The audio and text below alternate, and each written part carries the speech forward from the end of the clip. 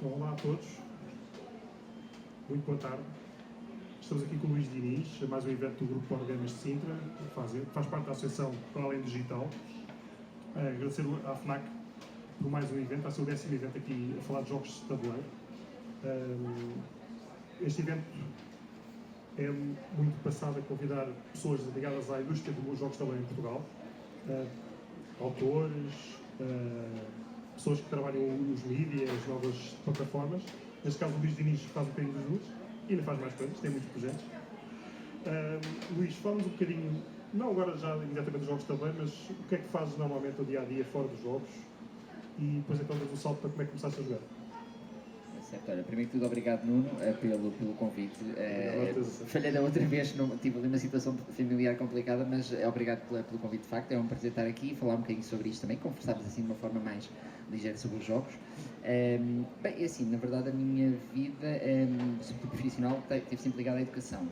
Por isso sempre trabalhei em termos de ensino como professor também, formador, por isso trabalhei no ensino básico, secundário, agora no ensino superior, não como professor, mas na área do ensino superior, por isso a área de educação sempre foi a minha área profissional. E de alguma forma sempre tive um gosto especial por jogos, desde pequeno também, por isso também teve associado um bocadinho esta ligação com as crianças, com os jovens, com o jogar, com o brincar, também tenho 2 filhos pequenos, ajuda bastante, exato, por isso pronto, tem sido um bocadinho por aí também. E quando é que descobriste os jogos modernos? Normalmente pessoas da nossa idade jogaram desde sempre, é normal, hoje em dia talvez não tantas gerações, já porque entraram no mundo já muito digital, mas a nossa geração que jogava sempre tudo, mas o salto para um jogo de autor, jogos jogos mais modernos, aconteceu mais ou menos em que altura para ti? Pronto, é assim, eu acho que tenho aqui dois momentos, de facto. Eu acho que essa descoberta aconteceu mais em 2019, quando depois de facto comecei a perceber um pouco melhor e ficar mesmo entusiasmado com a questão dos jogos, ainda antes da pandemia. Mas depois comecei a compreender que, na verdade, acho que sempre desde pequeno que o jogo é um elemento que fez parte da minha vida. Lembro depois, recordei várias coisas, lembro de criar pequenos jogos, por exemplo, jogos de caça ao tesouro com amigos, de andar mesmo a pôr pistas por vários sítios da terra onde vivíamos e as pessoas irem à procura. Eu lembro de eu ter vontade de criar esses jogos. Depois lembro também de jogar, por exemplo, lembro uma cena que eu acho tão gira, tinha 11 anos, acho eu, e andei nos intervalos da escola, tipo no 5º ou no 6º ano, a pegar uma folha daqueles blocos de papel cavalinho, mas mais pequenos, e andava a fazer jogos, aqueles jogos tipo de caminhos, ou seja, de 1 a 60 mais ou menos, como o jogo da Glória, e eu lembro de andar a fazer isto sobre várias temáticas, ou seja, notei que esta questão do jogo acho que sempre me acompanhou um bocadinho, sempre tive um bichinho de criar coisas. E de facto depois também criei outras coisas e então o jogo estava lá. Em 2019 de facto descobri e depois a partir foi um boom porque depois foi do género perceber que havia um mundo de coisas para descobrir. Muitas compras nessa altura, se foi? Exatamente, ou seja, no fundo eu acho que isto é um processo que toda a gente passa por processo, de repente percebe, uau, isto é um mundo maravilhoso, deixa-me ver, depois de repente cá não há tudo aquilo que nós queremos, depois percebemos que temos de mandar vir de fora muitas coisas, pronto, e depois foi um processo, digamos, gradativo, sim. Algum jogo em particular que te marque nesse início? O jogo que marcou mais foi o Carcassonne de sempre, pronto, porque talvez pela facilidade que o jogo e da possibilidade de diferentes formas de jogar, ainda para mais quando o descobri ele já tinha um grande percurso feito, por isso fascinou-me de facto e até percebi que do ponto de vista online não havia muita coisa sobre o jogo e pensei, olha, acho que faz sentido criar algo e de facto despendi horas e horas a criar conteúdos apenas porque me pareceu que era um conteúdo que valia a pena. Já adorava o jogo, quando nós gostamos das coisas nós apostamos, não é? Investimos tempo naquilo que gostamos e naquele caso foi mesmo isso. Diz isto. Não, e foi daí, e eu falei com algumas pessoas do nosso grupo que se conheciam, quando a conheciam, e foi dessa altura. E quase todas disseram Carcassonne. E muitas disseram pandemia. Exato, na altura houve um grande boom também de conteúdos, e eu lembro perfeitamente, na altura não te conheci pessoalmente, mas de seguir e ver os conteúdos, muitas vezes até internacionais, coisas relacionadas com Carcassonne. Mas queres falar um bocadinho do teu projeto dos Jogos do Mundo? Sim, não, na verdade ele nasceu, fui eu e a minha esposa que tivemos, no fundo, eu acho que já percebemos que neste meio dos jogos de tabuleiro, aquilo que aconteceu connosco, comigo e com a minha esposa, acontece com muita gente também, que é quando descobrimos, ficamos fascinados e queremos evangelizar, digamos assim, eu acho que é a expressão que às vezes também já usei no meio, evangelizar toda a gente ao nosso redor para a questão dos jogos. E isso leva-nos, cá está, a criar algo, por isso decidimos criar esse projeto na altura, investimos na criação de jogos. Inicialmente o foco era fazer pequenos eventos para, cá está, demonstrar o jogo na nossa zona, nós somos da região de Santarém, e tentámos, mas depois, entretanto, estávamos super entusiasmados, mas depois veio a pandemia. que veio de facto quebrar aquilo que estava a ser até um entusiasmo, que queríamos avançar e fazer vários tipos de atividades.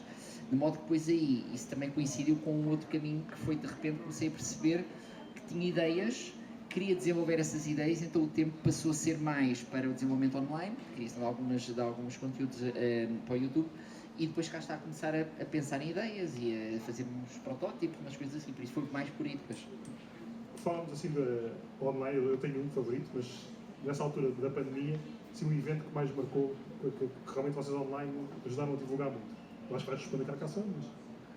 Não, sim, Algum assim? também, embora eu depois também fiquei fascinado, já como já tiveste cá o Ricardo e o Guilherme, eu na altura fiquei muito fascinado com o Mind Sports Olympiad, que era um evento ou seja, de jogos competitivos de tabuleiro, e eu na prática fiquei tão entusiasmado que acabei por ir, quis mesmo ir a Londres, perceber que evento era aquele, como é que era feito, como é que era organizado, porque gostava de facto, achei aquilo muito giro, e era de facto interessante ver toda a organização para aquele evento. E foi um bocadinho por aí, ou seja, comecei a explorar um bocadinho esse lado, que também percebi que não era desenvolvido cá, ou pelo menos não estava ainda promovido. Acho que foi nessa altura que a maior parte das pessoas do hobby mesmo tomaram noção que existia, e portugueses iam, por exemplo, Ricardo ia, mas não era tão conhecido. Exatamente, e depois também isso acabou por, a pandemia levou a um crescimento do jogo digital e também na aposta, por exemplo, o BGA não era a plataforma que é hoje em dia, por isso houve um desenvolvimento também, por isso acho que nós também ajudámos um bocadinho no sentido da promoção por essa via, e houve muitos jogadores depois que aderiram também, pronto, e isso de facto depois foi um crescimento grande, sim. Na altura, antes da pandemia, havia várias plataformas de jogos, o BGA hoje em dia acho que é o líder, provavelmente, com bastante... Há outras opções, mas em termos de variedade, então acho que já ultrapassou a concorrência, e acho que nessa altura houve algum mix, porque para nós, que já jogávamos antes da pandemia, jogos também era uma coisa presencial, a mim não passava muito para a cabeça jogar online, aconteceu no passado uma vez, mas existia realmente este mix, e por exemplo, quando reteve cá o Ricardo Araújo e o Guilherme, falaram um bocadinho disso permitidos online, continuar e daí depois ir para eventos físicos, mas porque estava a ir para como exemplo em Londres, como estou a tentar agora ir novamente, estou à procura de patrocínios, se alguém estiver a ouvir e quiser estar, eu sei que eles estou nessa fase, e fazer um bocadinho o percurso que o Ricardo Jorge Gomes penso que tem sido os primeiros a fazer lá fora, não só nas Olimpíadas, mas em outros torneios internacionais, e isso durante a pandemia acho que teve um boom muito grande. Eu lembro também, por exemplo, eles falaram um bocadinho disso, já tiveram cá há alguns meses, mas se não estou enganado, no evento do Qatar da Catalunha, que organiza o internacional, então, por equipas, por países. Sim. E eu lembro perfeitamente de estar a torcer por Portugal, um jogo também que é uma coisa que eu nunca tinha passado para a cabeça. Exato, sim. Então, um evento muito giro. Falando agora um bocadinho dos outros projetos, não só da parte dos Jogos do Mundo, já voltamos lá, mas tu, e antes de ir para a tua parte mais de criação de jogos, és um autor novo nessa perspectiva de jogos editados de uma maneira mais clássica, mas antes de jogos tiveste editados livros de jogo. Livro de jogo é Internet, tenho aqui um exemplo. Sim, exato. Vamos só para a câmara, que é um dos mais conhecidos, provavelmente. Sim. Da coleção da Fighting Fantasy. Exato. Que foi, portanto, reeditado para a presença. Estes jogos, livros de jogo, para quem não conhece, pode-nos falar um bocadinho e supõe que isto inspirou lá no Honor. Isto é um clássico. Sem dúvida. Foram os clássicos. E olha, vou ser muito sincero, estou super satisfeito de... Aliás, o meu irmão, que é também um fã da coleção, acabou de alguma forma também por ajudar a coleção viesse para Portugal outra vez, porque ela estava com os direitos parados, digamos assim, já há uma série de anos. E eu estou muito satisfeito de ela ter voltado, porque é a prova de que, de facto, eu já sentia isso e tenho sentido isso quando vou lá fora. Que o livro-jogo, esse conceito, é um conceito que está perfeitamente na moda, digamos assim, ou seja, está presente, é muito vendido em vários países e, de facto, para os jovens é também uma forma de boa promoção de leitura. No fundo, é um conceito que é um livro, sobretudo é para ser lido, mas é também para ser jogado, e, de facto, o Steve Jackson e o Livingston, quando criaram nos anos 80 a coleção, conseguiram ali aglomerar elementos que fazem com que tenhas uma experiência de jogo e de leitura única, sem precisar de mais nada. Quando às vezes há certos jogos, inspirados no RPG, por exemplo, que implicava um bocadinho maior complexidade de jogabilidade, exatamente, construção. E aqui, de facto, ainda agora por acaso hoje de manhã estava a jogar num deles. E por isso é uma coisa que eu sempre adorei, e de facto é assim, quando tu gostas de algo a certa altura, as coisas surgem naturalmente, espontaneamente, contigo também se calhar nas suas criações é um bocadinho assim, as coisas de repente fazem sentido na tua cabeça, crias algo. De facto, criei 2 livros-jogos que na verdade, assim, não posso dizer que sejam, são de facto originais, no sentido de ser uma criação minha, que até passou por várias fases ao longo da minha vida. Um deles até começou a ser criado, tinha 20 anos ou 18, já nem sei bem, ficou parado na gaveta e depois é que foi pegado há uns anos. Mas de facto, pronto, é uma criação que me deu imenso gosto. Ninguém percebe, assim, para criar um jogo, nós suamos imenso. Para criar um livro-jogo, muito também, porque aquilo tem de bater tudo certo, ou seja... A história por cima. E a história por cima, exatamente, a camada de história que também tem de fazer sentido. Eu gostei imenso, acho que o segundo até, do ponto de vista de desenvolvimento, até está um bocadinho melhor em termos de mais aprofundado, o que chama-se a Casa dos Espíritos, mas tanto um como o outro, gostei bastante, acho que foi uma experiência muito gira e cá está, sinto que agora, até pela publicidade que está a ser feita da coleção, sinto que isso também valoriza o que está, do ponto de vista de português, e acho que se houver outros autores tenham ideias, é uma coisa que dá trabalho de facto fazer, mas vale a pena fazer e vale a pena testar e vale a pena pôr cá fora, porque eu acho que há muita possibilidade de podermos ter mais produtos assim. O teu primeiro jogo, vou falar, é o Sacerdote das Trevas. Exato. Se não me engano, já vai uma nova edição. Sim, tem duas edições, é editado pela Ludovita, que é uma chancela, uma chancela da Nova Divergência, que é uma editora portuguesa. Sim. Sim, e neste caso gostei também, aliás, a segunda edição e depois a primeira da Casa dos Espíritos já tem ilustrações, que inicialmente não era fácil para a editora ter. Para mim as ilustrações é um elemento muito importante. Nos livros-jogos, aliás, nós vemos isso, eu por acaso hoje estava a jogar um deles, e estava a comparar com uma edição antiga que tinha do livro e percebi como, de facto, as ilustrações, pelo menos a mim desde sempre, transportam-nos para a história e fazem-nos criar na mente a história de outra forma, é completamente diferente. Eu não sei, por exemplo, eu já vou falar um bocadinho do teu jogo, do teu livro-jogo que eu não conheço. Não sei que público é que fizeste, mas eu jogava estes jogos, requisitava na biblioteca na escola aos 7º e 8º ano, todos, levei todos para casa. Não me lembro de jogar, se calhar com as regras totalmente certas na parte da construção, pelo menos agora, como adulto, olhei para isto e pensei, não sei se eu em pequeno conseguia fazer esta parte inicial de criar a personagem como deve ser. Não é muito difícil, mas pronto, é essa pequena parte. Mas lembro perfeitamente de dizer os mapas, os caminhos, e lembro perfeitamente da ilustração e da parte de design gráfico, eu ficava fascinado. Como hoje em dia, comprei lá para jogar com os meus filhos, e é realmente uma ferramenta genial para eles começarem a ler. Comecei termos que não conhecem, normalmente, palavras, muitas perguntas, como é que esta palavra é, o que é que isto significa, mas para desenharem o mapa, para verem, para terem o medo de ir para o caminho, não é? E acho que há várias competências que depois são trabalhadas, de facto, essa questão da criação do mapa é incrível, a forma como tu tens de vais percebendo a história e não estás meramente a ler, porque estás a construí-la para ti próprio. Por isso, o jovem, isto eu acho que se és 7, 8º ano, perfeito, eu acho que é daí para a frente, mesmo adultos sim, é um elemento muito interessante porque não é uma construção passiva, não é uma leitura passiva, é uma leitura ativa e tu estás constantemente em constante construção. E, por exemplo, claro que eu já leio de uma outra maneira, que é como criador, tu depois começas a tentar perceber como é que isto foi montado. E há coisas muito giras, depois dá-te ideias. Olha, de facto é interessante como é que esta ramificação da história, estás a ver, foi criada. Ok, o autor fez destas formas, fez esta questão em árvore desta maneira. Muito giro, por acaso essa parte é gira. Quando tu fizeste o teu jogo, estavas a pensar, este jogo tem que estar também para crianças nessas idades? Ou pensaste que um público um bocadinho mais adulto? Neste caso o primeiro. Tanto depois um como o outro, na verdade, pensei para público, seria sempre a partir dessas idades, a partir do 7º ano, por isso 12, 13 anos, para a frente, porque também os livros daqueles, pelo menos que eu vejo, embora, atenção, há coleções de outros países, por exemplo, uma coleção francesa, que é uma Première Aventure, já não tenho bem certeza, que é de facto a mais nova, também está muito bem feita, mas é um tipo de livro diferente, mas esta, quando foi criada, foi de facto pensando para jovens adultos e adultos, pronto. Em termos de tema, sem spoilers, cada um deles. Sim, no fundo, ou seja, o Sacerdote das Trevas tem a ver com, no fundo é fantasia medieval, podemos assim dizer, por isso temos um herói que é um vendedor de peles, que está no fundo anda a vender as suas peles pelo continente, tudo isto inventado, no fundo, imagina a Guerra dos Tronos, a criação de George Martin, algo semelhante, e então ele depois, no fundo, tem vontade de viver uma aventura, e então existe ali uma situação que vai à procura de tentar derrotar uns trolls que estão numa determinada floresta e tentar derrotar Ridoman, que é, digamos, o sacerdote das trevas que aí vem, dá sempre o mal da fita, isso é normal nas aventuras. O giro nessa aventura, que eu achei muito giro de criar, foi que há 3 finais, ou seja, a ideia da criação da história foi, tu no início praticamente tens 3 caminhos, vais optar por um deles, mas a certa altura pode ser ou não o caminho verdadeiro. Ou seja, até pode ser um final, mas não é o final, se calhar, que é o desejado, se faz ler outra vez. Também tenho noção que queria livros com dificuldade, ou seja, sempre gostei também de alguma dificuldade, ainda que seja como leitor, tu às vezes ficas muito frustrado quando lês um livro até ao fim, quase até ao fim, de repente morres, ou tomas uma má decisão e de repente, epá, eu tive aqui 2 horas a fazer isto e de repente... e dá-te aquela...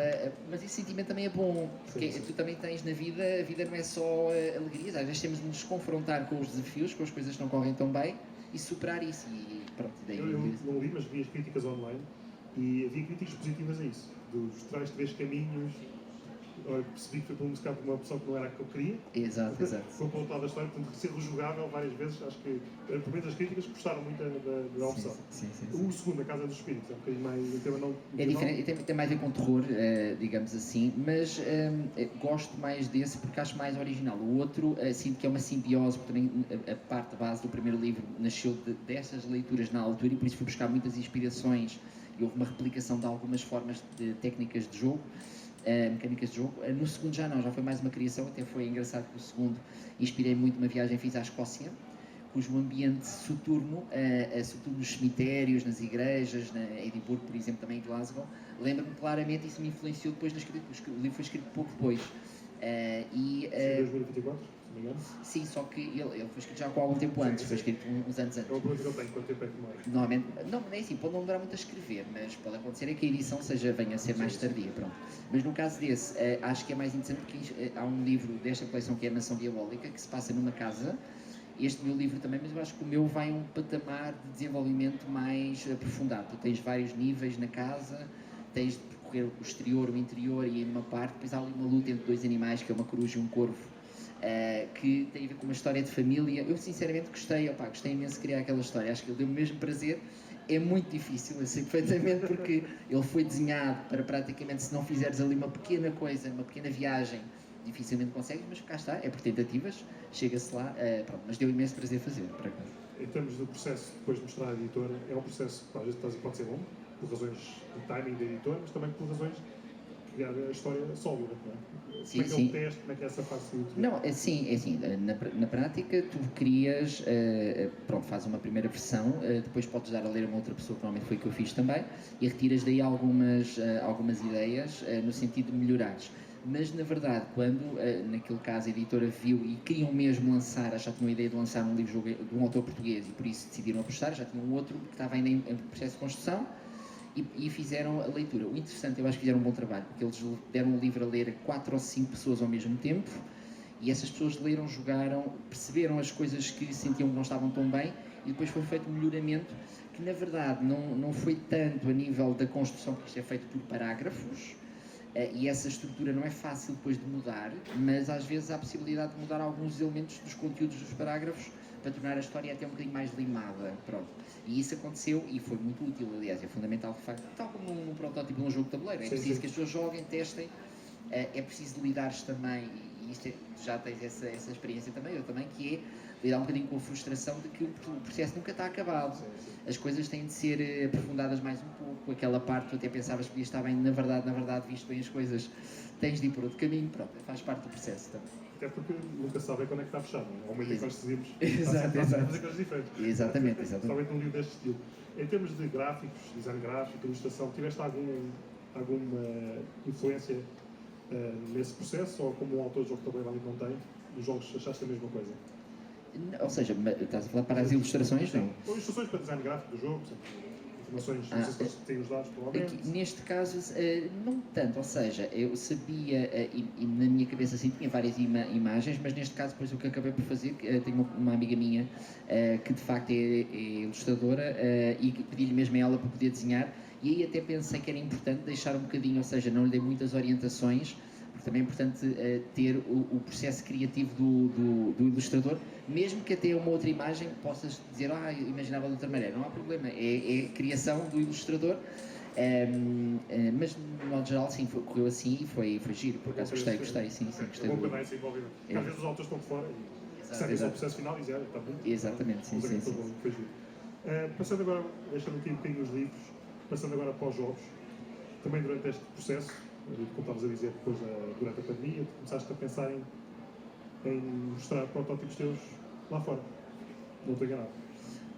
Olha, na verdade até te posso contar, a história original surgiu assim, nunca mais me esqueço porque isso ficou mesmo na cabeça, é que houve um dia, eu acho que era um sábado, ou seja, de uma sexta à noite para um sábado, em que eu acordei no sábado muito cedo, não consegui dormir nada, porque na minha cabeça estava a ideia de um jogo, que era um jogo de cartas, isto já por influência de coisas já tinha começado a jogar e a ver, pronto. E aquilo estava claramente em que era um jogo de cartas. Na minha cabeça tinha a ver com a questão de tu enviar as cartas para os jogadores, para atacar os outros jogadores. Algo assim do género. Que entretanto eu tenho um jogo mais ou menos delineado nesse sentido. Opa, e aquilo ficou-me na cabeça e eu não descansei enquanto nesse sábado de manhã não foi à procura de folhas de papel, cortar, pôr desenhos e ver, mas o que é isto? Que ideia é esta que aqui está? E tentar pôr aquilo em prática. E a partir disso surgiu. A minha ideia não era logo apresentar, senti necessidade de criar qualquer coisa que estava a fazer sentido na minha cabeça. Depois o que aconteceu, e é o que tem acontecido estes anos, é eu isto confrontando com a realidade, e sobretudo internacional, eu percebi por um lado, primeiro eu percebi que o mercado português é o que é, mas as ideias que eu estava a ter dos jogos não se aplicavam bem, penso eu, nos jogos portugueses, editores portugueses, ou seja, parecia-me ser algo mais genérico e não estava a conseguir associar a um tema muito concreto. Isso foi logo algo que eu percebi das ideias que estava a ter. E então percebi, ok, deixa-me perceber lá fora. E depois disto, nos últimos anos, tem sido tentar compreender. Ir a um evento internacional, perceber como é que os jogos são jogados, o que é que lá está. Muitas ideias, é verdade, tenho tido imensas ideias, tenho tido imensas reuniões. A esmagadora maioria delas é um não, mas... Exatamente, mas de modo geral, muitos deles são construtivos de facto. E sim, até é interessante agora, hoje em dia, já aceito muito mais facilmente um não em relação ao jogo, mas também acho assim que estou mais consciente das coisas que não estão tão bem. Porque editar um jogo lá fora é difícil, sim. É um mercado muito competitivo, são milhares de jogos todos os anos que são lançados. E também percebo que, se calhar é assim, eu tinha no início aquela magia de vou editar um jogo, poder editar, e de facto é lindo, adorei, no caso do Lambada então adorei o jogo, mas na verdade é mais um jogo, ou seja, nós temos de perceber um bocadinho, por muito que isto custa, é mais um jogo, quer dizer, é mais um jogo entre os milhares de jogos que são lançados, não é uma coisa que vai mudar a vida de toda a gente. Agora, dá prazer de facto depois poder ter um jogo, dá, e nomeadamente eu acho que pode dar, há pouco falaste na questão de como é que o processo da criação do jogo, ou mesmo do livro, é feito com o editor. Particularmente no caso do Lambada, eu senti-me muito satisfeito, porque claramente eu digo assim, olha, este produto saiu para o mercado e eu sinto que fiz mesmo parte do processo, podiam até, ou não considerar a minha opinião em algum aspecto, mas senti fazer parte do processo e adorei o produto final, ou seja, senti, olha, tudo bem, às vezes pode não acontecer isso, e às vezes, enfim, o contrato é assinado e a editora depois tem total liberdade, tem agora um jogo que de facto está a ser feito, não sei como é que vai correr no final, mas estou entusiasmado, e gosto muito de fazer parte do processo. Sabendo que também não podes ser... control freak com a coisa. Exatamente, exato. Tens de haver um equilíbrio. Pronto, e haver esse equilíbrio aqui neste caso houve. E senti isso. Este jogo é distribuído pela Outset, como editora não muito conhecida na Europa. Sim. Este ano estava em Essen, já vamos falar bem disso. Sim. Mas é uma editora forte no mercado norte-americano. Sim. Portanto, poder ter um jogo no mercado norte-americano a chegar a imensas famílias, por muito que haja muitos jogos, dá sempre um sentimento de, estamos a dizer, famílias estão conhecendo por isso. Exato. Estamos a chegar a muita gente. Ajudou-te o contacto com ele, teres dado protótipos, por exemplo, prémios de jogos, protótipos internacionais, ver se mais com a dois, lá fora. Não percebi, desculpa. Para estar muitos protótipos, eu vi no PGG, não sei por. Sim, eu na prática... internacionais de protótipos e por aí fora. Exatamente, ou seja, eu comecei, na verdade o meu processo foi, percebi que um dos caminhos que faria sentido experimentar foi esse. Eu levei ao prémio Arquimedes, que é um prémio italiano, sim.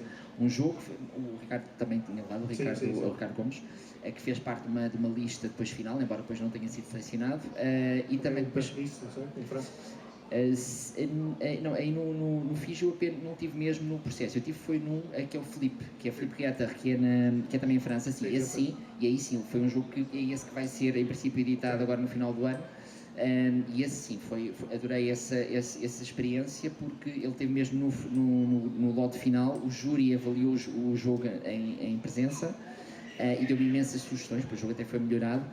E é uma experiência muito boa, aconselho vivamente, nem sempre é possível se calhar conseguir chegar a esse patamar, mas naquela experiência em concreto, ter o feedback do júri, ter ali aquelas pessoas muitas com décadas de experiência em jogos de tabuleiro internacionais e poder dizer, olha, este jogo muito bem, mas atenção, isto e aquilo, pá, acho que é muito bom, é algo que... Talvez os portugueses não fazem. Sim. Há pouca gente a fazer isso. Por exemplo, o Ricardo Jorge, Sim. se não me engano, foi o Garum, por exemplo. Também, Foi o Garum, exatamente, sim, exato. Concurso italiano. Uhum. E há alguns concursos internacionais como que o feedback do júri e depois as editoras estão atentas, mesmo não sendo o vencedor, às vezes os vencedores também não são editantes. Sim, é verdade. Os jogos podem ser muito bons para não ter mercado. É verdade. Portanto, é um caminho muito interessante e fica aqui a sugestão para novos autores portugueses explorarem sim, isso. sobretudo, exatamente, sem ter a pressão de sentirem que o jogo tem de ser publicado ou não, mas sobretudo esta ideia de apreciação, de ser visto por outros, teres opiniões, é muito válida, é muito boa. Falando agora um bocadinho do jogo eu nunca sei o nome da editora, eu vou ler em português lá. Exato, exato. Eu estive lá no stand em Essen, eles falam todos muito alemão, muito pouco inglês, é muito difícil. Reparei que estavam muitas famílias, especialmente sábado e domingo, com crianças alemãs nas mesas deles, incluindo a jogar. Sim. Tiveste a oportunidade de estar lá, o que é que sentiste? Sim, o jogo já agora chama-se Magdia Flatter. Tem uma versão agora europeia com o nome. Exatamente, tem uma versão que é Parrot Party. Exatamente, Parrot Party. Olha, eu gostei bastante. É assim, foi. É o jogo mais infantil já agora, só para... É o jogo mais infantil, mas já agora posso partilhar porque assim, este é um momento muito importante. Tu também deves ter sentido isso no teu primeiro jogo. Eu senti isto com este, porque esse foi realmente o meu primeiro sim. E de receberes um sim, e sobretudo é muito giro, porque eu fui em Essen e já deu para perceber aqui nos eventos que de facto Essen é um momento muito importante para quem gosta de jogos de tabuleiro e gosta de jogar e de apresentar jogos. E é engraçado que eu fui a Essen, foi em 2022 que isto aconteceu, e faz uma diferença brutal tu ires com uma ideia de jogo, tu sentes, olha, este jogo está giro, este jogo pode ser editado, e vais a uma editora e não, vais a outra editora e não, vais a outra editora e não, e de repente por acaso vais àquela reunião, tens 2 jogos no saco, estás a ver? E eu do género, olha, está bem, vou pegar neste na mesma, vamos ver, e de repente a pessoa fica encantada e diz-te assim, mas sim, mas este jogo, claro, isto faz todo o sentido. E eu, é o que eu ando a pensar há montes de tempo, caramba, e ninguém me sabia dizer isto, e eu, finalmente, mas isso dá-te logo, é muito importante, sabes, porque depois ao mesmo tempo dizes, espera aí, isto, às vezes tens uma ideia e não desistas logo, porque de facto, às vezes tens de perceber qual é que é o editor e em que momento é que aquela ideia faça sentido, por isso é que lembro-me também falar com alguns game designers estrangeiros, estou-me a lembrar do Carlo Rossi, por exemplo, com quem falei em Cannes, e ele de facto disse uma coisa que faz todo o sentido. Quem trabalha e gosta de fazer jogos, muitas vezes tu tens de ter a humildade de pôr de parte um jogo e dizer assim, não vou mexer agora nele, porque ele tem de amadurecer, e nós também temos de amadurecer para, passado algum tempo, voltares a ele, porque então chegará um momento de desenvolveres, de aprofundares e dizes, ok, agora está pronto para... E às vezes não é fácil, tu estás tão ligado a um projeto, estás tão ligado a uma ideia, que tu não queres largar aquilo queres continuar, queres que aquilo seja, e às vezes tens de fazer. Eu estive agora na Feira do Livro de Lisboa e apareceram alguns novos autores, normal, conheceram-me, conheceram a editora e foram lá mostrar protótipos, já tinha falado, agora na feira não, mas depois fala disso, e muitos deles, notas, e o meu feedback às vezes foi, mas não há problema de parares um bocadinho neste jogo, já cá estás há 2 anos e não prestaste a ninguém, e faz outras coisas. Portanto, ter muitas ideias, coisas diferentes, porque nem todos os jogos são possíveis. E depois também é esse espaço para respirar. 3 meses ali, verdade, estar na gaveta, às vezes não faz mal. E depois é ter sorte. Estavas a dizer isso, um exemplo, eu tenho vários exemplos em que tive o sim da editora, e depois o processo é longo, e entretanto a pessoa que disse sim saiu dessa editora, e vem outra que já não acha que não. Portanto, é timings. É verdade, sim. É daí que a estrelinha, para fazer o primeiro, depois ajuda. Sim, e sobretudo depois cá está, com os vários nãos que possas receber, também não é uma... Isso até pode ser muito bom, porquê? Porque te permite ir limando certas arestas do jogo e perceberes de facto, em alguns casos eu percebi que de facto, ok, isto não está ainda bem, tem mesmo de ser, parecia que estava bem, mas não está. E tens de perceber que, pronto, tens de dedicar tempo a esse processo que pode demorar o tempo de demorar. Neste caso do jogo infantil, as pessoas normalmente acham logo, experimentaste isto com crianças, está feito o teu trabalho. E se calhar ao contrário é isso, porque as crianças é bom para tu veres, mas o feedback delas se calhar não é tão útil como de um adulto experiente a jogar um jogo de tabuleiro. O que é que achas? Sim, 50-50, porque há uma parte aqui que é assim, eu também tenho sentido isso, eu tenho, ou seja, onde moro, eu tenho numa escola básica, tenho ali um grupo de teste, digamos assim, ou seja, onde posso de vez em quando, agora por acaso na semana passada, fui lá voltar a testar um jogo, onde já tinha ido lá antes e voltei a testar na mesma. Por um lado é bom, só que ao mesmo tempo não tens o que às vezes os editores internacionais exigem, e eles já têm muito olho para isso, o jogo tem que estar mesmo para em crianças muito limpo, muito clean, e tu não te apercebes às vezes disso, porque até pensas que tens um bom jogo para crianças, mas depois vais perceber, como foi o caso deste agora, em que, por exemplo, imagina, eu tinha um dado, que para mim fazia sentido, mas depois comecei a perceber que era um elemento adicional que não estava a trazer verdadeiramente nada de especial ou diferente, era mais uma regra. E eu depois pedi, mas espera aí, deixa cá tirar isto. E de repente tu tens de repensar o jogo, retirando um elemento do jogo, para ver se aquilo faz sentido. E faz. E de facto depois tive a ver, ok, realmente, sem dado não há necessidade, e vejo que o raciocínio que a criança tem, pronto. E noto que nas reuniões com editores internacionais, com jogos de criança, eles são muito criteriosos, claramente, só pedem mesmo um protótipo se sentirem que há ali algo que possa ser trabalhado. E depois encontras vários tipos de editores. Há aqueles editores que querem ter o jogo terminado, ou seja, sentem que não tem de estar muito trabalhado graficamente, mas tem a ideia estar perfeitamente clara. No caso achei curioso, no caso do jogo que editei, neste jogo dos papagaios, a ideia base estava lá, e foi isso, era a ideia no fundo, o que acontece no jogo é que tu tens um conjunto de árvores, aliás, no protótipo eram árvores, eles depois mudaram, mas a ideia é árvores e a ideia é que as cartas iam voando de árvore em árvore, iam saltitando. E na cabeça da pessoa, quando ela viu o protótipo, disse-me assim, esta ideia é gira, nós não temos nada do género, os papagaios ou as aves vai entrar muito bem no nosso plano de mercado de jogos, sim, queremos isto, mas depois houve ali interesse em mudar algumas regras, que fazia sentido. Pronto, depois estivemos a discutir isso, por isso foi do género, foi um jogo em que não estava, a ideia do jogo estava lá, os conteúdos também, mas que depois foi alterado vários elementos, e a editora quis fazer isso, estás a ver, sem problema, enquanto que há outras que não, que querem já o jogo fechado, pronto, exatamente. E quem não conhece, a crítica diz que é o Wingspan para crianças. Estou a brincar. Não, acho que não. Mas eu acho que ajudou muito o tema dos passos estar armado. Sim. Confere. Porque há uns anos, quando o Wingspan saiu, ninguém acreditava. É verdade. Hoje em dia é Lambada que cria, todos os temas estão em cima da mesa.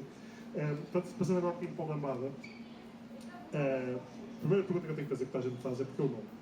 Pronto, então posso falar do nome porque é muito gira a história também e prova como às vezes de facto há esta sinergia entre autor e editor.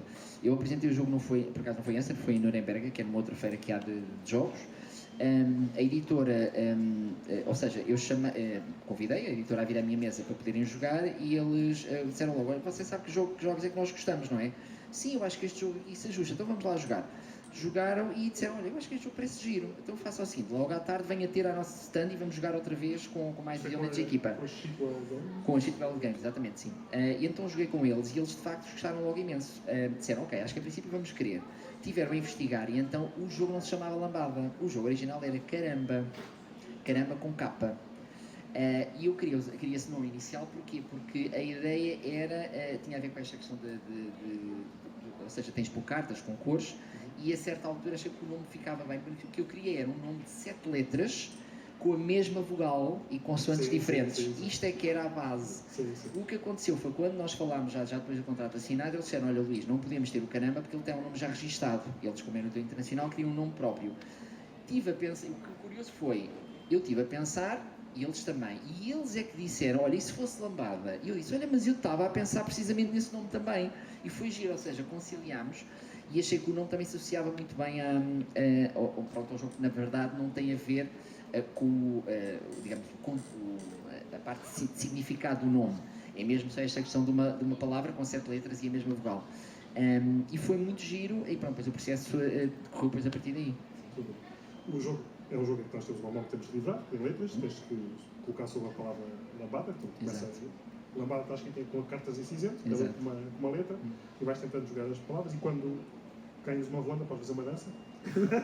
Acho que a maior parte dos críticos não estavam nessa parte. Mas isso é o momento que a editora colocou, não estava lá na original, não estava. Eu achava que ninguém viu o nome, se agora a perguntar. Não. Ok, muito giro. O jogo em Essen foi um sucesso enorme. Eu passei por lá a ver se encontrava. Raramente consegui chegar perto das mesas. Sim, não estive lá, mas agora por acaso este ano, quando for, em princípio vou conseguir depois estar lá um bocadinho. No outro ano não consegui também. Mas consegui ver-te assim ao longe e dar-te os parabéns. Sim, muito rápido. Como é que é para um autor novo ter este sucesso em Essen em termos de projetos novos? Achas que te vai dar a vida nas portas? Como te disse, assim, Essen é maravilhoso para poder, de facto, quem gosta de jogos, não só ir, conhecer, jogar e cá está a poder apresentar. Mas também tenho noção, o mercado é um mercado muito competitivo, há imensos jogos. Eu vou-te ser sincero, até me custa. Eu estou contente com o meu percurso e estou contente fundamentalmente por ver que não tive, é verdade, deu-me muito trabalho criar o jogo, deu-me trabalho apresentá-lo, mas fiquei satisfeito por ele ser escolhido por outra editora.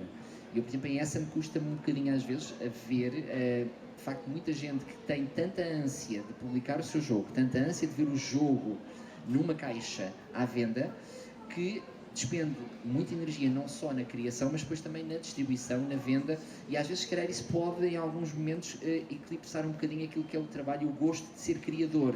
Claramente, eu não sei vender jogos, por isso eu não sou vendedor, não me identifico tanto com esse lado, e gosto muito, cá está, de criar, e agora já estou calejado para, se é que não, tudo bem, não é não, há mais tempo na vida para, exatamente, e há mais tempo para poder experimentar. Depois, entanto, havia algo aqui que queria dizer, já não sei do que era, mas pronto. Uma pergunta muito rápida, qual era do Colored, sim, olha, esse é um elemento muito interessante que por acaso fiquei muito satisfeito, porque quando criei o jogo, o protótipo, logo na criação, em relação ao protótipo, uma coisa muito gira, prova como os jogos vão evoluindo. Este jogo deu-me imenso, foi daqueles jogos que deu mesmo muito suor, frustração em casa, porque inicialmente ele era muito jogado em casa e a essa altura as pessoas, a minha mulher e os meus filhos já estavam fartos do jogo, como é óbvio, a essa altura é farto e depois já não é prazer nenhum. E tu tens de saber, é trabalho, e as pessoas dizem, opa, mas vamos jogar outra vez isso. Pronto, e este jogo chegou a ter uma buzina, por isso imagina só, do ponto de vista de criação. Mas no caso do Colored, eu fiquei muito satisfeito. Porquê? Porque quando criei o jogo, eu tinha ouvido falar que havia sistemas por causa da questão das cores. Que é o Miguel Neve. Miguel Neve, exatamente. Sou português que é um sistema de cores para não cores. E eu descobri e disse assim, olha, mas isto aqui aplica-se bem. Então, quando criei o protótipo, já pus os próprios símbolos, por curiosidade pus. A editora, quando recebeu o protótipo, teve a ver, viu lá, perguntou o que era, aí eu disse, olha, eu gostava muito, mas vejam se vocês conseguem ter. E eles conseguiram logo fazer a licença, disseram, olha, por acaso gostámos bastante, pode ser. Para o Colored é bom porque eles têm vários produtos a nível nacional e internacional para promover. Pá, eu fiquei super satisfeito, acho que ficou muito bem. Sim, sim. E adorei, do ponto de vista gráfico, também foi interessante que as cartas e as letras, eu tive um processo ativo. Não quer dizer que tenha sido eu a escolher, não foi isso, mas eles contactaram-me comigo, olha, vê estas letras, por exemplo, as primeiras que me enviaram, eu disse, isto não fica bem, ou seja, não, eram umas letras estilo jogo, tipo Aladino, coisas assim, da Arábia. Não é parecido como essa série. Não, eu disse, não, isto aqui tem que ser o tipo de letra. E eles tentaram uma segunda e terceira vez, e depois, entanto, olha, de facto, bom, já o livro de regras, só para teres uma noção, isto chegou até à versão capa, se não me engano, até à capa, por isso, uma primeira versão, e isto foi sempre revisto constantemente. Por isso é a prova de que, de facto, isto dá mesmo trabalho. Última pergunta, que já foste a vários eventos, já falas um bocadinho dessa, não? Quantos eventos é que pessoas que, como do grupo, gostam de ir jogar, ou autores novos, também temos aqui alguns, o que é que recomendas? Nuremberg é uma feira mais profissional? Nuremberg é uma feira mais profissional que eu diria que para quem, por exemplo, se um autor que tenha jogos, tem de ir a essa, faz todo o sentido, e vários dias, e acima de tudo, hoje em dia, nota-se isso, as editoras estão sempre muito interessadas, toda a gente está muito interessada, porquê? Porque para um editor não custa nada, até porque já tem uma equipa editorial para isso, não custa absolutamente nada, eles já estão no evento, as pessoas já lá estão, dedicam algumas horas para poder ver os protótipos e de facto às vezes surge uma ideia que eles não tinham pensado, isto aqui pode ser importante para o mercado, por isso para eles é perfeito e para um autor, claro, tem de despender um bocadinho de tempo e dinheiro, tem de se gastar um bocado de dinheiro de facto, para poder ir lá e estar presente, mas acho que é uma grande aprendizagem, é sempre para autores sem dúvida e para quem gosta de jogos. O evento de Cannes é um evento que eu acho também muito interessante, é no sul de França e também são 3-4 dias, eu diria que é um semelhante ao Essen. A França, mais próximo das francesas. Sim, mas é muito interessante, sabes, porque depois tu acabas por perceber como os próprios jogos de tabuleiro, o mercado é diferente, acho que os franceses eles têm jogos que implicam muito mais uma interação direta entre os jogadores. Jogos, por exemplo, em que tu atiras coisas, mexes, brincas com o outro diretamente. Os jogos alemães, na Alemanha, notas que são jogos mais Eurogames, em que tu, de facto, crias o teu próprio jogo muitas vezes. Nota-se essa diferença no mercado e também nos editores. Mas também acho que é muito interessante, sobretudo ainda em grupo, se calhar, por exemplo, o Essen também em grupo, mas podes ir mais individualmente. O de Cannes, eu acho que é giro, poderes ir com mais alguém.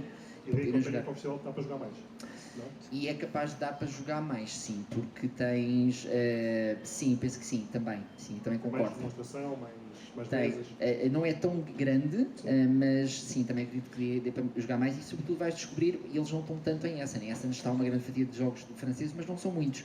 Ali vais descobrir um outro universo. E atenção, a França é um grande mercado. A França é mesmo um grande mercado e há muitos, por exemplo, eu na altura falei com alguns autores italianos que queriam ver se apostavam em França porque tinham algumas ideias de jogos que não estavam editados tanto em Itália e queriam apostar mais porque de facto a França tem um mercado muito grande. Tu vês lá também são dezenas ou centenas de editoras tanto infantis como de adultos. Ok. Acabou o nosso tempo. Muito obrigado. Temos muito mais para conversar, mas já foi uma boa, Nada, obrigado, uma boa obrigado. introdução. Nós podemos experimentar aqui também o Lambada e falar um bocadinho mais. Obrigado a todos. Mais uma vez, obrigado à FNAC pelo convite. E este é o fim desta primeira temporada, depois de 10 eventos aqui de conversa sobre jogos de tabuleiro. Provavelmente vou ver mais no próximo ano, mas vamos acompanhando nas nossas redes sociais e vamos saber as informações. Obrigado a todos. Obrigado a todos. Obrigado a todos.